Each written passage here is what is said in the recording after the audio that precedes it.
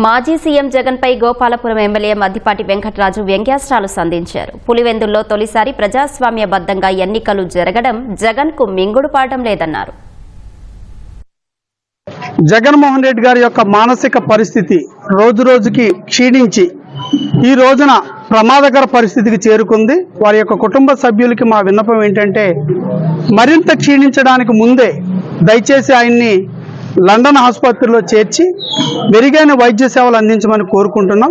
జగన్మోహన్ రెడ్డి గారు ఇప్పటి వరకు మీ హయాంలో ఎలక్షన్స్ లా కాకుండా సెలక్షన్ లా చేసి ప్రజల యొక్క ఓటు హక్కును కాలరాసి ఒక నియంతలా వ్యవహరించారు. ఈరోజు ప్రజాస్వామ్యయుతంగా ప్రజలు ఓటు హక్కును వినియోగించుకుని ప్రజాస్వామ్యయుత పాలన జరిగేసరికి మీ మానసిక పరిస్థితి బాగా మతిస్థిమితం లేని పరిస్థితికి వచ్చినట్టున్నారు. తెలుగు జాతి ఉన్నంత కాలం శ్రీ నారా చంద్రబాబు నాయుడు గారిని తెలుగు జాతి గుర్తుపెట్టుకుంటుంది.